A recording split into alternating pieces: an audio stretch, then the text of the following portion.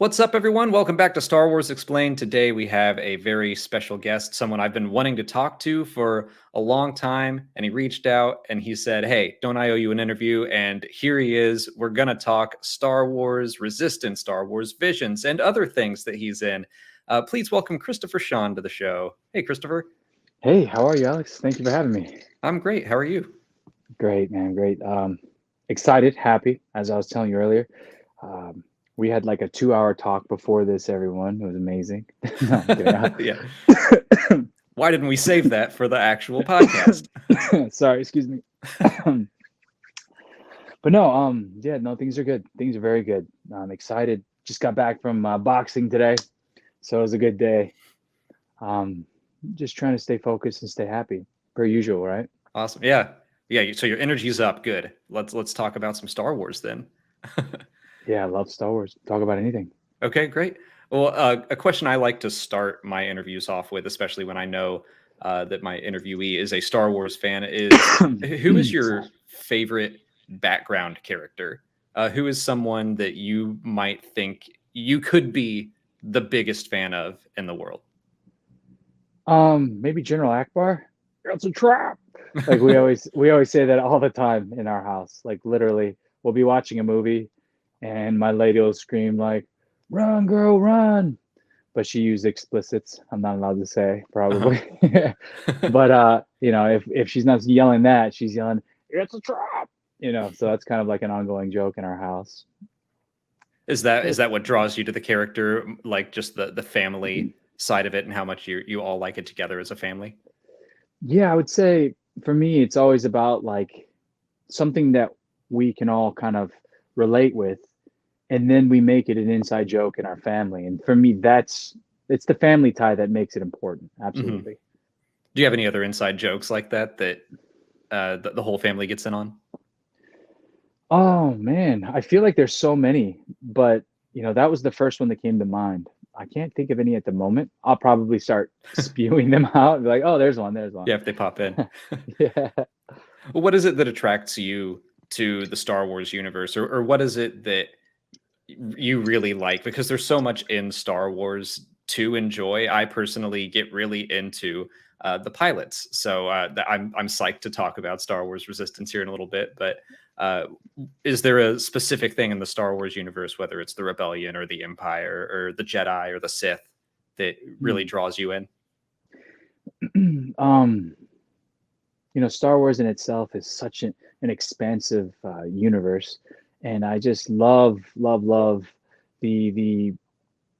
lightsabers. For me, the lightsabers are one of the biggest things. I trained kendo a little bit as a Mm. kid. We had the bamboo kendo sticks we would train in the front yard, and that was really awesome. And to see them, square off, that was incredible.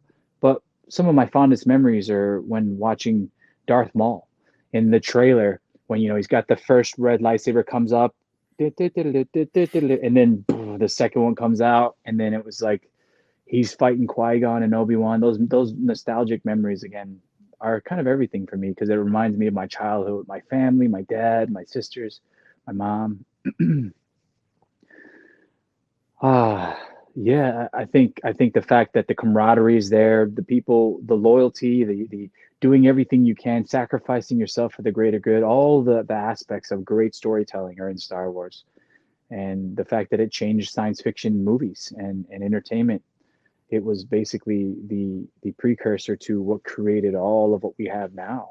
The grandfather, the godfather, if you will.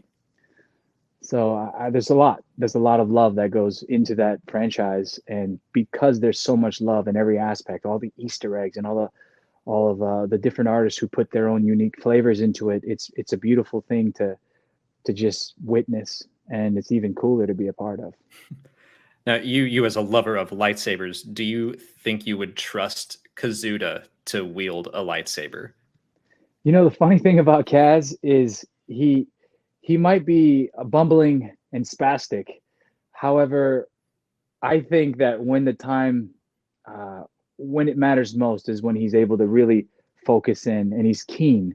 So I think definitely trust him when it matters. However, walking around, he might step on it and start it up and like ruin some machinery. in the fireball or something. Who knows? Yeah, not just don't just hand him one casually, but if we have to, like, we really are fighting the First Order. Here's a lightsaber. Be careful. Yeah, then he'd be like, "All right, I'm hyper focused. Let's do this." Well, I really like the way that they treated Kaz in the show, and that they were very upfront about it the whole time, that he's kind of like a bird, where in the sky he's amazing, and on the ground he kind of bounces around. But I love that every time Kaz got into a cockpit, he kicked ass. So that was a great aspect of his character. I think we should all have something about ourselves that maybe a hobby or a talent that we know that when we do it, we're amazing at it, and we should feel comfortable being confident in that. So that's definitely Kaz. In the air, he's just it becomes an extension of himself.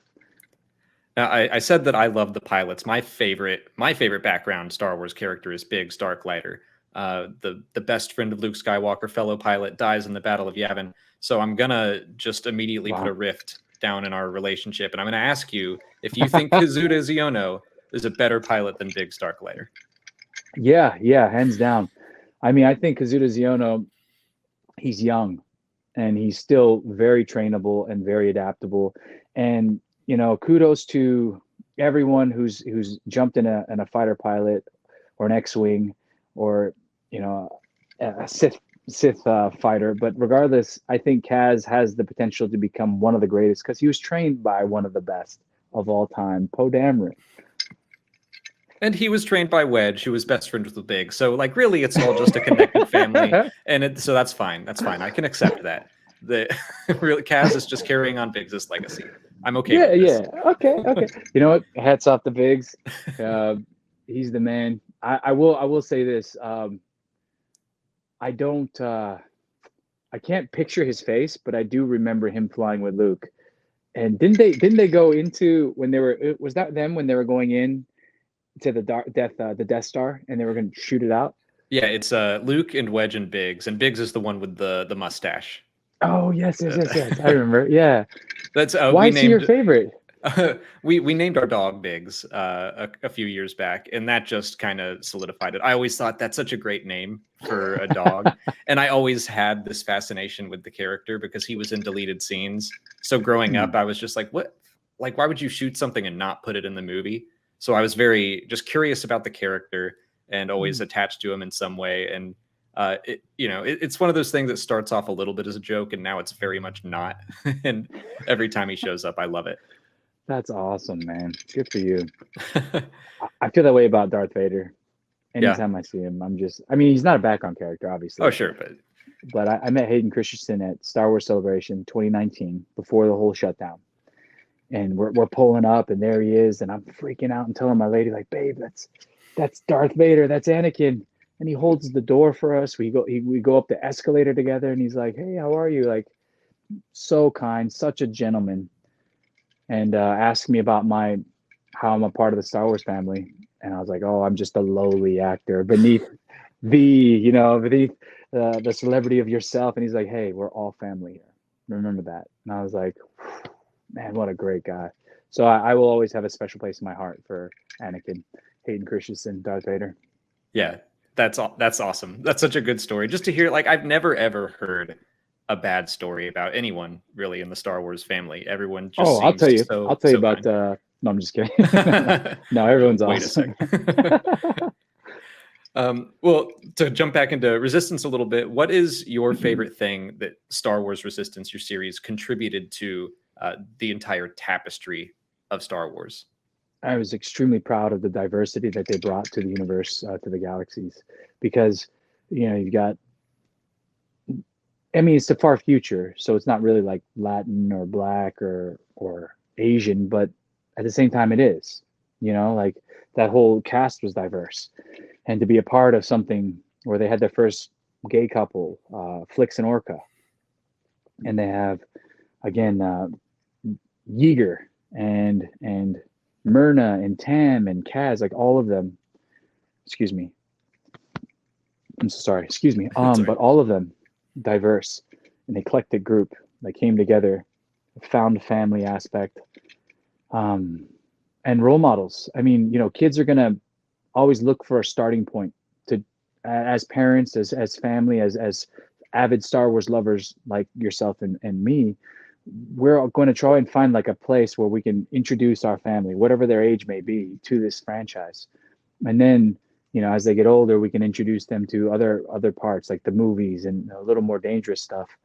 But for me, it was Resistance is a beautiful start point for the youth, and they can fall in love with the series. They can understand kind of what's happening, and then from there, it's like, you know, I want more Star Wars, and it's like, oh, you're not even ready yet. I think that we go through this every single time a new animated series comes out, where the Clone Wars season 1, everyone's like, oh, it's too childish and it's not like my Star Wars. And it's like, no, it's not. And that's the point, that all of, especially the first seasons of every show, it is an introduction point, and it is an open door for someone to come into Star Wars. They don't have to know anything else. And then in season 2, you kind of get thrust more into the larger story. But that first season is for a younger generation, and it's exactly what you described. And I love that Star Wars does that over and over with an entry point that kind of grows up with the audience and helps them dive into the rest of the universe. Yeah, I agree, man. I absolutely agree. And Star Wars is just fun. This, you know, it's Asian anime inspired. Not like Visions is all Japanese artists, right?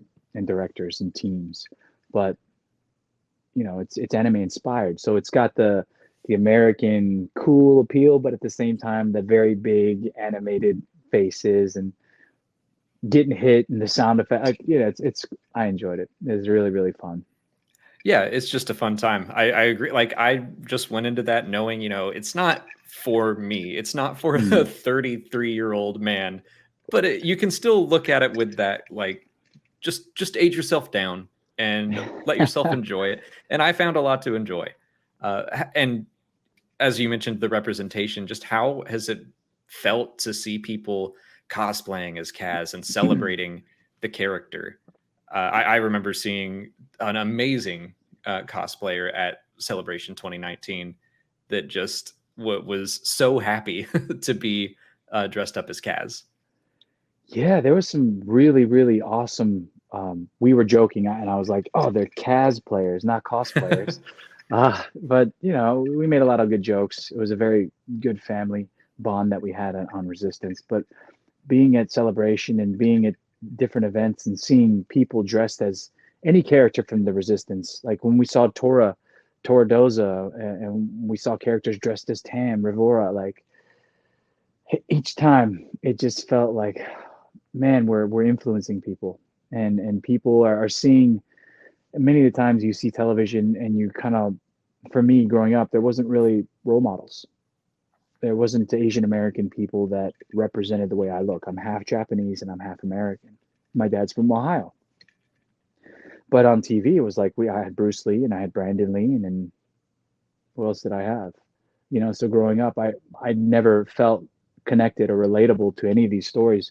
And so for me, one of the most important things is to provide that role model so kids can say, hey, that's me. I am included. I do feel part of society and America as a whole, because there's me and he's a part of society. So it does have a psychological influence on people growing up. And that's why it's so important for me. I was going to start speaking Japanese. I've been taking Japanese classes. とっても大切です. But no, it's extremely important because, again, you know, you spend your entire life thinking that you're going to be the sub character, the background character, the sidekick. You'll never believe yourself to be the hero of your own story if you never see it. So seeing people cosplay as us, it just felt like we are accomplishing what we set out to. We're giving people hope, we're giving people guidance, and we're giving people proper role models. It's something that I wish that they went a lot farther with in The Rise of Skywalker. But I love knowing that Kaz and the rest of Team Fireball were at the Battle of Exegol. I love that they made the ships. I wish we got to see them a little more clearly. I'm curious, have you read the novelization or heard about the Rise of Skywalker novelization and Kaz's like straight up shout out in that novel? I heard the audio, and I saw somebody sent me the actual page where Kaz was like, we got you, or I don't remember exactly what it was, but it was really cool to actually kind of have that in writing, as well as be told that we were in the films and to be there at the world premiere. Incredible. It was really, really awesome. Yeah. How do you think Kaz fared and the rest of Team Fireball at the Battle of Exegol? I'm sure they're fine. Like, not, I just, how do you think that experience went down for them? You know what? If they expanded on it, I feel like Kaz is probably not only shooting enemies down, but he was probably bumping into them. Sorry, excuse me, sorry about that. But yeah, I'm pretty sure collectively Team Fireball did a wonderful job. That was one thing I remember. They were building up to it, and they showed models of the ships, and I was like, oh my gosh, they're gonna show like the fireball flying around and shooting. I wish they had done that just a little more clearly, like just kind of focused on those ships. But to know that they're there and that all of this stuff is connected is still great, and I'm glad that Kaz is still out there fighting the fight. Yeah, I think one of the coolest things is the fact that Star Wars never forgets. If you do good by them, they're always looking out for every single one of the Star Wars family members. And I've kind of seen that with Visions. After we did Star Wars Resistance, it was a bittersweet send-off. And then I get a phone call randomly, and they were like, hey, do you want to be a part of a new series? We won't tell you anything about it. We won't give you a script until you show up. But if you want it, it's yours. And I'm like, oh my God, yes. And that's how Visions came to be. Perfect segue. We can talk about Visions. Like, you've done this before. So yeah, talking about Visions. I think my experience online after they all came out, the one I saw most widely celebrated was probably The Village Bride. I saw just so many people talking about how beautiful it was, how great it looked, sounded, how well it was acted, the story in general. How did that feel? Did you have that same experience when it dropped, that just to see people celebrating not just the series, but your short specifically? It's not easy being the best. Yeah. No, I'm just kidding. No. Honestly, what I saw was like the Ninth Jedi, the Duel, and Village Bride. Those were kind of like the consensus, the favorites of the entire series. And for me, I loved all of them. I really enjoyed every aspect. Huge fan of Joseph Gordon-Levitt and Bobby Moynihan. So the band, the singing one, that's really cool because I'm so sorry, excuse me. They did have that's the bar music. I can't think for the life of me right now. I apologize, but well, you were just boxing. You got knocked around a little bit, probably. Yeah, I'm a little concussed. So no, no, it's one of those things where you don't think that there's live bands playing, and then here they are performing for Jabba the Hutt, and he has them in his little, I don't know, getaway, is right, where it's where the Mandalorian hangs out now, mm-hmm. Right? Sorry, again, I can't think of the name. I apologize. Star Wars fans are this guy's not a real fan. No, but I thought The Village Bride was beautiful. I remember showing up on the day and kind of being like, all right, what do we have? And they said, okay, we're only going to show you your parts, but I want you to kind of go through, get a feel for it. And as we watched from beginning to almost end, I was just like, this is everything. This is what I wanted to do my entire life. I wanted to be a part of something like this. It reminded me a lot of childhood nostalgia from Hayao Miyazaki, Princess Mononoke. I don't know if you've ever seen like Totoro, mm-hmm. or Studio Ghibli projects, but yeah. For me, like that's kind of what I grew up watching when I was a kid in Japan. And to see that, and hey, this is what you're watching. You're going to get to be a part of this. It's like one of the most beautiful. I had tears of joy. I was so happy. And I was like, all right, let's get to work. I don't want to screw this up. So we went right into work and finished about half an hour early because I like to really, really knock it out of the park. And then I was like, okay, they said, well, if you want to take off, and I said, let's actually watch it one more time and just make sure if we miss anything at all, let's make sure we get it. And there was one line where I was like, that line, let's tweak it a little bit. And he caught another line where he was like, why don't you do a little bit of a Kaz voice for your younger, youthful self? Well, that's a good idea. So I did like a little Kaz voice for the younger Asu from The Village Bride. And then there was the one line where it's like I think I got you, or I'll protect you. And that one line that we tweaked after going through it, that was the one line that made it into the trailer. And if you're in the trailer for a compilation, you're doing good. So that's interesting. You didn't know the whole story. You were shown just your scenes, and that was it. So you had just kind of one day to come in, watch this thing, record, and you were out. Yeah, and That's they only crazy. gave us like 2 hours. That was it. So it was like, typically it's a 4-hour session. They're like, you got 2 hours, so do your best. Like, all right, let's go. Yeah. Is that normal for even like Star Wars Resistance? I would imagine you had the full scripts. Yeah, well, with Resistance, I mean, anything Star Wars, they're extremely secretive, and for a wonderful reason. I mean, look at Grogu. I mean, they kept him a secret. They even held back manufacturing the toy so that the secret wouldn't be released. And I mean, he blew up. They know what they're doing. They're numbered. Like, Disney owns what, Marvel Cinematic Universe and Star Wars are the two highest grossing properties in cinematic history. So to question anything they do, it's like, it's blasphemy. They know what they're doing. They're smart. So yeah, so I was just, like I said, like, I showed up. Typically with Resistance, they hold the script, they send it to you the day before, you read it all night. I memorize most of it. I show up on the day and I'm like, all right, I made a lot of choices. Let's see what we can do. But not Village Bride, not Visions. You kind of just went in. They took the blindfold off, and you just had to like really trust in the process. And so you didn't even know it was an anime project until you were watching it. I just kept my hand open, like, please put a lightsaber in my hand. They're like, no, it's a microphone. You got to do it. I was like, oh, okay, yeah. Not yet. No, I knew nothing, literally nothing about it. It was, hey, it's confidential, extremely confidential Star Wars project. You in? Yes or no? It's like, is yes, no, or maybe. And I circled big yes, Yeah. checked it, like, yes, I want a date. Yes, there you go. Send the letter back. How do you feel that anime and Star Wars fit together? I mean, it's a very popular combination. Obviously, Star Wars takes a lot of inspiration from the films of now my brain is blanking, Seven Samurai, and oh, that's gonna kill me, Akira Kurosawa. I was like, now I'm gonna get called the fake fan. Oh man. But Star Wars has always taken inspiration from the samurai films. So what was it like to just get to watch all of those in their entirety when it finally came out? And how do you think that they work so well together?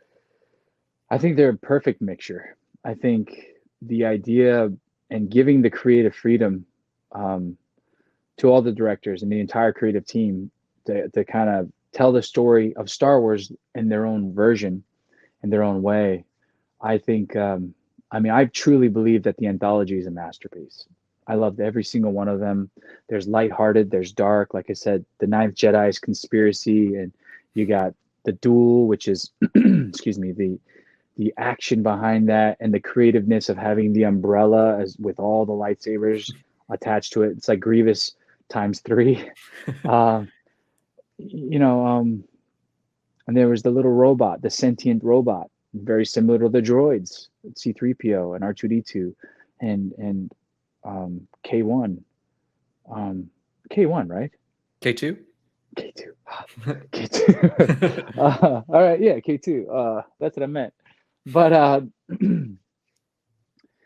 just seeing Japanese artists take it and have the creative freedom to be able to play, I thought it was a perfect mix. And it seems as though the fan base did as well, because we are picked up for season 2. Visions 2 is on the way. So I can't wait to see what they do. Is it going to be brand new? Is it going to be an expansion thereof? I don't know. I won't know until they take the blindfold off. And right. And that's even if I'm a part of it, who knows? Because I was never told that I'd be a part of it, but I'm always going to support no matter what.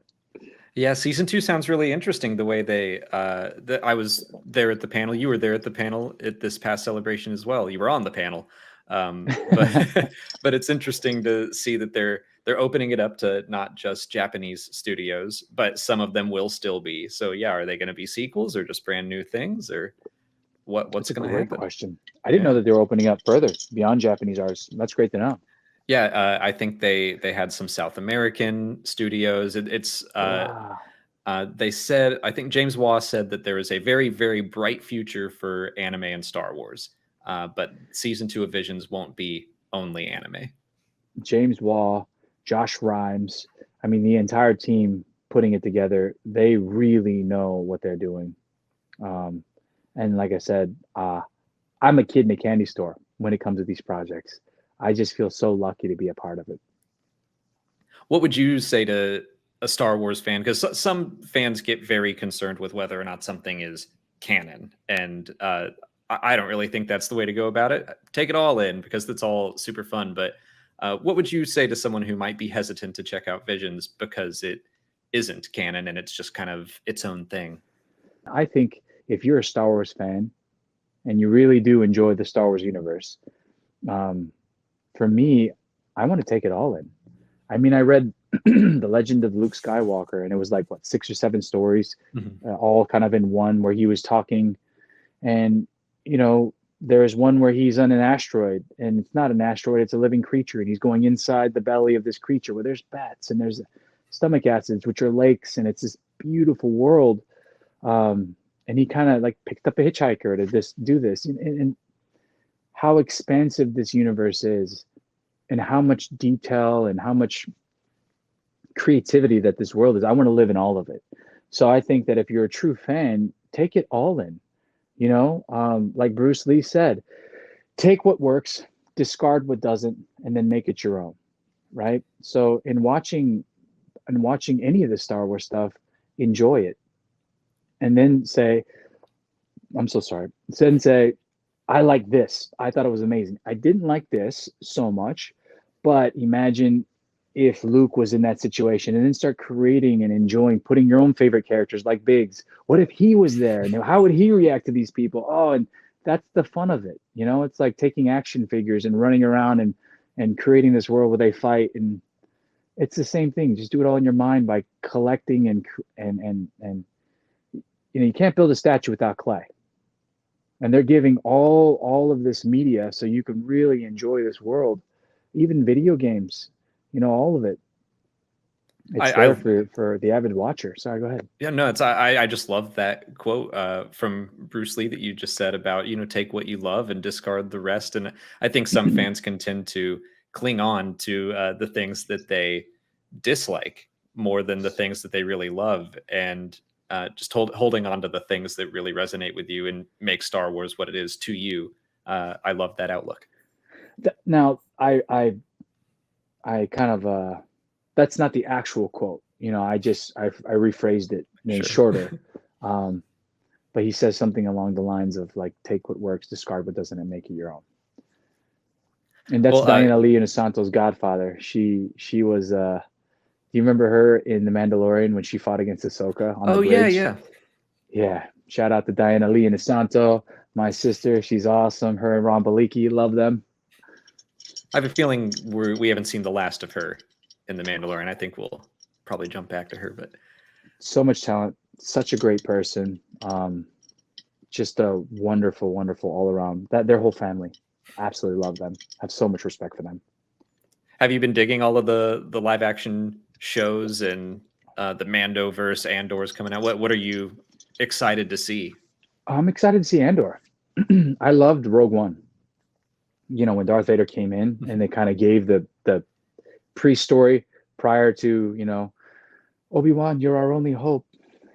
It's nice to see when that moment when Darth Vader, the doors open, you hear his breathing, the lightsaber appears.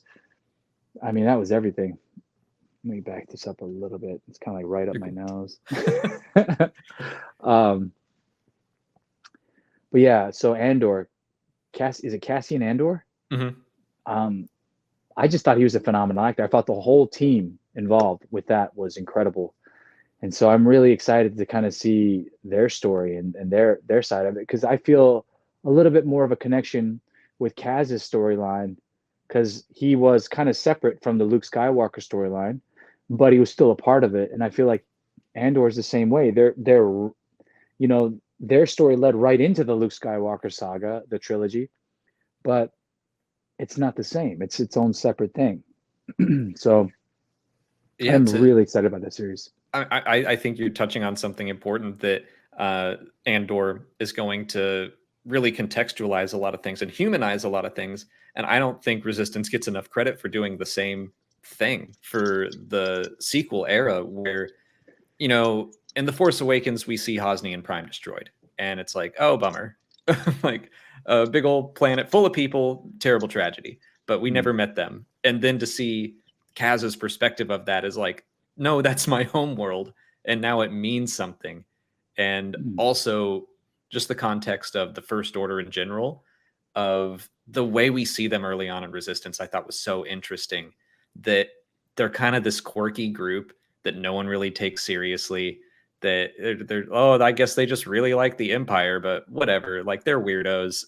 And like, no, you need to take that stuff seriously because that's how they come back, is if you just like let them out there and do their own thing, like, they're not that big of a deal, but it is. No, you're absolutely right. It's a little bit of control, and then a little bit more, and a little bit more, and soon enough you're isolated, and you're all not allowed to do anything. And so it's absolutely that you have to be aware. And you're right. Watching Kaz, I mean, that was my favorite episode. Hosnian Prime being destroyed, being there, acting that, and the weight on my heart from that episode. It was so powerful. There was that episode, and then there was one episode where Kaz and Poe work together, and he gets to meet General Leia, and then General Leia says, "May the Force be with you," to Kaz, and I was like, I need a moment, because this is surreal. It was like one of the coolest moments of my entire career. That feels like it's in character though, too, of Kaz just like, I need a moment, like I just need to sit down for a second here. Yeah, I remember kind of like I acted it, and they were like, "You ready to go again?" I was like, yeah, oh man." Yeah, I was crying. It was beautiful. It's really cool. It just made me think of my dad and my mom. They're still with us, but it just reminded me of kind of like, I promised them I would do everything I can to be successful in this business. And I still feel like I've got many, many hurdles to overcome to get to where I want to be in my life. I'm sorry, excuse me. But being a part of Star Wars has definitely been a milestone in my life. And that moment was, you see it in movies all the time, and to hear General Organa in the show say it to the character you're playing, it was like, man, beautiful. Now, were those recorded all together? Was all the cast or everyone in the scene in the same room for those? Yes and no. I mean, for the majority of the time, every time we filmed, most of the entire cast were together. The reason there is there's so much more chemistry. Like, I can say my lines, and hope that you work off of me, or we can say it together. And like, having a conversation with you, if you wrote a question to me, I'll answer the question. But if I'm hearing you ask the question in your tonality, I'm going to have a different response. Right. And so when you're in the room together, you have each other to play with, to have the chemistry with, and you might do something physically, and then we'll react off of that. And it's just like this ongoing, like, it's like a tennis match. It's just a good volley. They actually flew me to New York to work with Oscar Isaac. So I watched him perform Hamlet the night before, came to set, and I'm sitting there, and I'm standing in a booth with Oscar Isaac next to me. Juilliard grad, now he's Moon Knight, he's Ex Machina, and the guy's incredible. And to kind of look over at Justin Ridge and Brandon Alman and Athena Portillo, and they're kind of like, "Yeah, you guys have great chemistry." And it's like, I have great chemistry with Oscar Isaac. Like, but then again, who doesn't he have great chemistry with? But they're complimenting me as well. It's like, whoa, that's so cool. They're saying my name in the same breath, and that was incredible. Yeah. Uh, I don't know if you can answer this one, but was Star Wars Resistance planned to go beyond 2 seasons? Um, to be able to answer that, I have no idea. I mean, like I said, Disney is a very, very Star Wars. They're extremely intelligent. If they wanted only 2 seasons, then they wanted only 2 seasons. I can't really say because I don't know the answer, but I do think that they're a mastermind. They know that they've created this canonical storyline and it's there for a reason. If it were to continue on, do you have any ideas in your head of how you would have wanted to see it continue? If it would have joined up with the rest of the Resistance, or where do you think Kaz would have gone? I think Kaz would probably be flying, and then there'd be like this like spectral X-wing, and he'd like kind of like, who's that? Hello, who's that? And he'd be like, "Hi, I'm Biggs, and I want to train you." And I'd be like, "Whoa!" What could have been? Biggs. What could have been? Or maybe it's a clone of Biggs, and they're working together, and he's teaching him how to fly. I don't know. That'd probably be season 3, 4, and 5. Just Biggs and Kaz. You've sold me. I mean, people come back to life in Star Wars all the time. Yeah, Biggs and Kaz flying around, saving the day. Yeah, and then Biggs is also a Jedi Knight as well, secretly. Obviously, who knows? Who knows? Well, you mentioned gaming a little bit earlier. Are you into Star Wars gaming at all, or what do you like to play? I've been playing Battlefront 2 with Star Wars a little bit with my kid, and I'm really good with Emperor Palpatine. He can shoot that electricity out, and he can kind of glide around, and that's fun. It's just kind of like quick games where you kind of, you're hanging out, and it's not like too hard. It's fun. It's challenging, but it's not too difficult. You can play and still have conversations with your friends. I really enjoyed that. I tried Squadrons. That was tough, but it's beautiful, but it was tough. The flying aspect, I'm accustomed to like, I don't know, like inverted controls. Down is up, up is down, and not having the throttle in your left hand and your left trigger. So it was like controlling the throttle as well as flying, kind of like it was its own unique flight. And I started getting the hang of it, but then I also started picking up in work, so I wasn't able to actually like play too much. But Squadrons is amazing. Battlefront, I loved it. I'm just a big Star Wars fan, so kind of anything and everything I get my hands on, I kind of want to enjoy and watch. I want to be a sponge and take it all in. Yeah. Did you give Fallen Order a try? I haven't, but I was at so we're at the Rise of Skywalker world premiere, and I kept telling my lady like, "Hey, I'm gonna walk the red carpet next to Mark Hamill. We're gonna walk right on it, and she's like, "Sure, honey, sure, baby, sure." And I'm like, "I'm telling you, we are." We show up as we're walking up to the huge blue carpet. I'm like, "Oh, I guess no Mark Hamill." Shucks. And a limo pulls right up, and out comes Luke Skywalker, Mark Hamill, and he walks right in front of us, and he gets to center stage, and he's waving. And I was like, "Babe, I told you we were walking next to Mark Hamill." It was incredible. And then we got up, and then another limo pulls up, and here comes J.J. Abrams behind us. So we're between Mark Hamill and J.J. Abrams. It was incredible. But when we walked in to the theater to kind of watch have to sit and enjoy the world premiere, they're handing out free popcorn, and there's the Fallen Order guy. He's the Joker as well, Cameron. And I was like, "Dude, you're amazing. You're awesome. Like, congratulations." And he's like, "Hey, thanks, man. Appreciate it." It's like, "Oh, he's so cool too." I was like, "Yeah."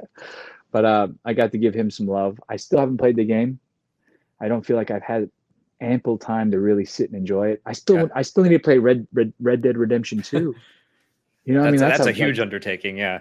Yeah, I'm just too afraid to like start a new one because I know I just played Ghost of Tsushima. Incredible. I've heard that's great. And apparently very similar to Fallen Order. Really? Because I loved Fallen Order, and people were like, "Play Ghost of Tsushima," so I need to give that a go. I did my first performance capture and facial capture with Ghost of Tsushima. I played like the characters that are kind of, you're the hero and you're running around, and he's like, "Please help me, help me." Those are the characters I played. Like, "Oh, the little guy. All right, cool." Okay, but I mean, we can shift gears to a different fandom now because you're not playing the little guy in Gotham Knights. Yeah, yeah. I got. It's funny because that's my couch. Sorry, and my childhood, like I would say like 15 to 17 years. I had a photo on my cell phone of the character who I thought was Terry McGinnis. He's hanging upside down, shirtless, working out his abs, and he's holding collie sticks. But I thought, like I said, it was Batman Beyond Terry McGinnis. And I had auditioned for this role. They wouldn't say who it was. And then I got the sides. I went in, and they were like, "Yeah, the two. It was Julia B.S. casting, and it was Anne LeMay, and then it was the third person was Wilson Mui." And so it's the head casting director, the head of narrative, and the director of narrative and the director of cinematics, Wilson. The two women were wonderful, kind, and encouraging. Wilson, the entire time I was performing, was just shaking his head no. And I was like, oh my God, the pressure is on. This guy's like the Simon Cowell. He does not like me. So I'm just trying to shake it off. So I'm just kind of stretching a little bit, and he's kind of looking over and he's talking to the other director, and I'm like, what is going on? So after I finish my performance, they go, here, take these sides. We think this is a better fit for you. And I go outside and I realize in reading those sides, I was like, this is Nightwing. This is Dick Grayson. This has to be Dick Grayson. I don't know who the other character was. I go to find out it was Red Hood. But they were like, no, you're more of a fit for this character. And came back in and, I worked out great. Yeah, I booked the role. I mean, not immediately after, but. Did he stop shaking his head? Did he start doing this instead? Yeah. I mean, I told him about that, and he was like, I saw you stretching, man. The way you were stretching, those are Nightwing stretches. He's like, I saw the stretches. You had the charisma. He was like, you're not Red Hood. Right from the back, you weren't Red Hood. So he's like, why are we wasting our time? Let's get him. He's already Nightwing. He's like, let's hire him. And he's like, that's our guy. He immediately knew. He said so. Yeah, it was pretty impressive. And then the callback was crazy. That story in itself is, I can tell it really short, but it's a long story. Basically, I had to drive to Arizona, drop the kids off, come back. When I got back, the car broke down. We had to get a hotel where my lady was feeling sick, and I had to get help. My dad called me, was like, I need you to U-Haul all the stuff from my house to Arizona. So I drove to Arizona, came back, car broke down, and ran in where the parties are. In the desert, where the parties are in the desert. Oh, Burning Man? Burning Man, like in that area, right? So the car breaks down in that area, and I'm like, what is going on? Had to get a hotel. My sister's ex, or I don't know if he's a fiance. Anyway, he comes and picks me up. I'm like, Linnea, you're on your own, sweetheart. I here's money. Like, do whatever you need. I have to go help my dad. So then I drive up to Ventura, and I load up his entire. He's like, oh, there's only a few things. Don't worry. Load up the whole U-Haul. Nothing was packed. I was like, Dad, what is this, man? So anyway, load it all up, and I find this book. And I was like, yo, Pops, like, this is the book. I grew up reading this, like, or we had it for a long time. I don't know. Anyway, long story short, had it. I was like, this is amazing. Drive the U-Haul all the way to Arizona. It took me like 10 hours after packing all day, and then had to catch a flight back the next morning to then do the audition, to call back for Nightwing. Sorry, long story, I know, but I didn't think I was going to be able to make it, let alone help my dad, let alone help my lady. I was kind of spread a little too thin.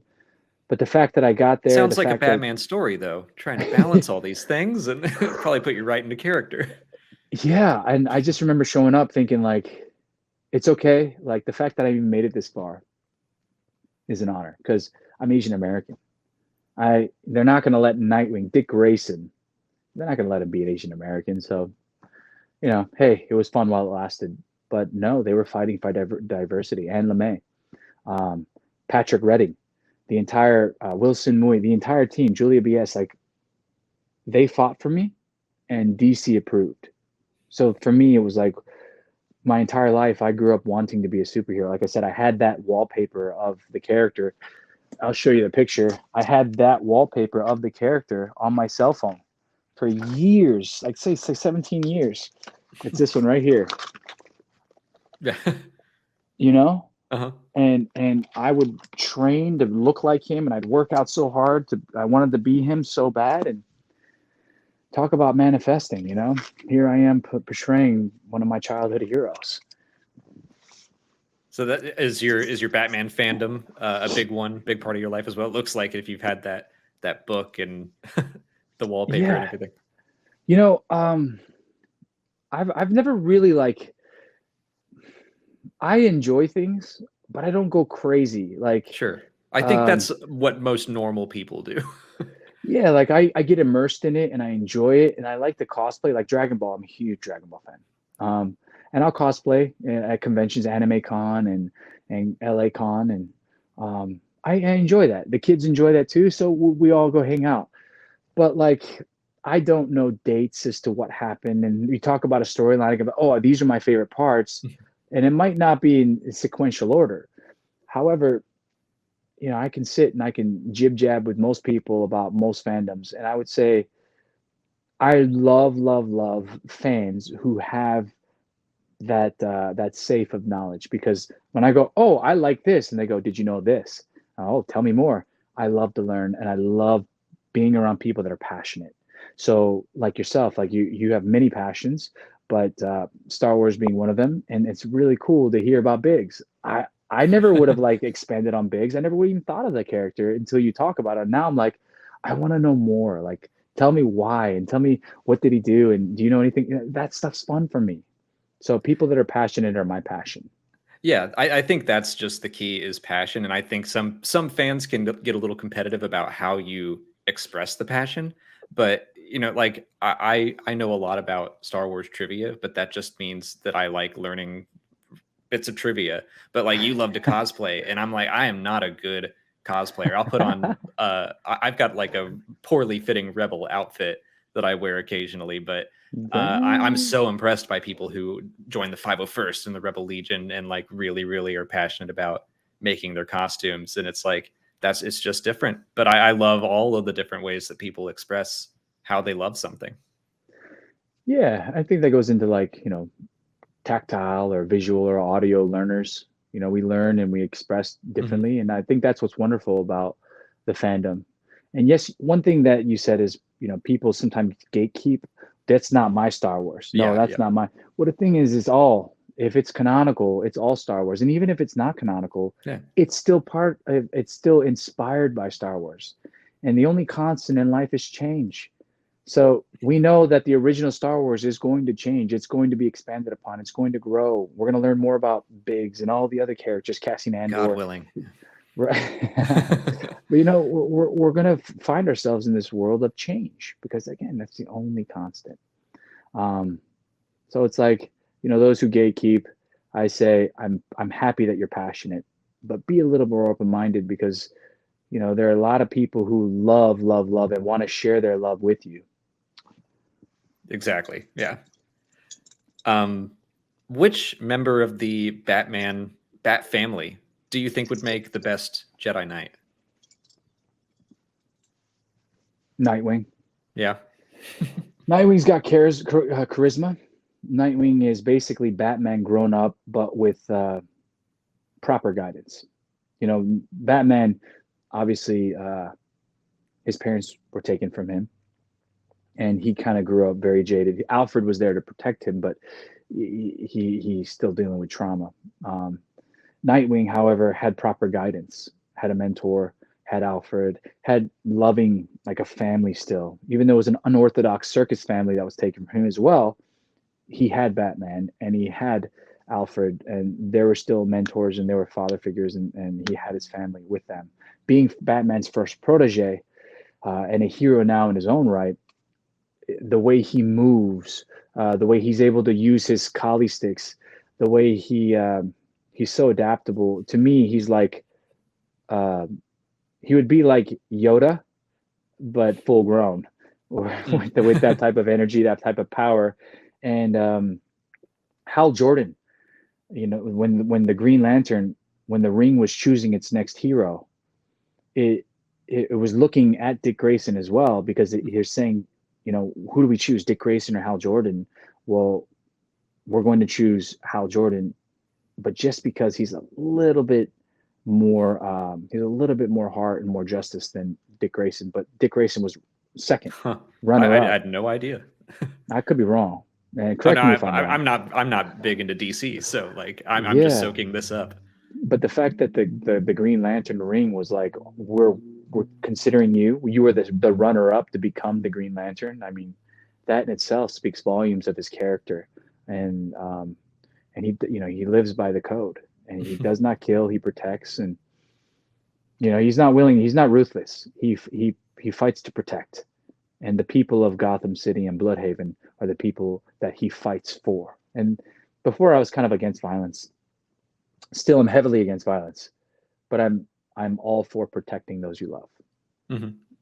And I mean, so that's Star Wars still to its core. yeah, absolutely, and that's everything. And so that's why I think Nightwing, Dick Grayson, is the perfect candidate to be a Jedi Knight. Perfect. It didn't come off as biased in any way. I mean, I could go down the list. Batgirl would be right there, played by America Young. She's phenomenal, awesome, kind. But Batgirl in our project, she's extremely intelligent, innovative, amazing fighter, all around, probably the best character.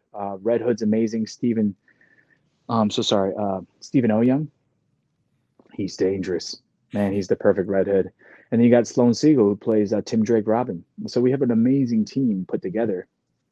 The Bat family, but out of the four heroes, I would say Nightwing. I love I'm that. biased. I Because I'm love biased. that. You backed yourself up perfectly. I think that's great. And Gotham Knights comes out in October. Yeah, October 25th, actually on my birthday. Oh, that's perfect. Yeah, so I was like, you guys did that on purpose. So like, no, we really don't care. No, they're like, no, that's really cool that it worked out. I'm like, that's so cool. What the perfect birthday present. Well, this is I've kept you for about an hour and probably start wrapping up, but I remember when Gotham Knights was announced and you were announced as Nightwing. I was thrilled. Like I can't tell you how excited I was because you have been so friendly, just online. You've been so engaged with fans. It's been so great to see you continuing to succeed, and I hope we get to see you pop up in Star Wars again and finally get a lightsaber in your hands one day. Thank you, man. Honestly, I'm just proud to be a part of the project. I'm proud to be part of the IP. Star Wars is an important part of my family's life, and it's I still feel like I'm dreaming because I get to talk to awesome people like yourself who know much more about Star Wars than me, and it can teach me so much. And you call me a friend, and I'm like, that's cool, man. Thank you. I mean, so I'm honored. It was, I believe, 2019. Out of the blue, you shot me a DM on my birthday and just said happy birthday, and like I was just like, oh my god, Kazuda. So, oh, that's awesome. like you're just so engaged with everyone online, and you're great to talk with. Where can people find you online, and where else can they watch you? Plug anything and everything you want. So I have my own metaverse now. It's called Dick Grayson Kazuda Universe. No, you guys can find me on Instagram. I'm most active there. My ad is at Mr. Christopher Sean. My name, Mr. Christopher Sean. I have Twitter and Facebook, but Instagram is where I'm at. So if you want to find me, you want to say hi, I'm pretty active in DMs. So I'll either like your message to show and appreciate that you messaged me, or sometimes we'll have an active chat. I recently just chatted with like a whole bunch of DC Gotham Knight fans have reached out to me, and I've been going back and forth with these guys, and they're awesome because they're so passionate about DC, and they're, again, just like you, they're teaching me about many of the things, and I can't say what they're right about, but some of the things I'm like, oh, these guys say they know everything. But yeah, find me on Instagram, Mr. Christopher Sean. Well, fantastic. Thank you so much for taking an hour out of your day to chat Star Wars and Batman and everything with us. Thank you, everyone, for watching. I put links to Christopher's Instagram and Twitter and everything down in the description. And may the Force be with you all.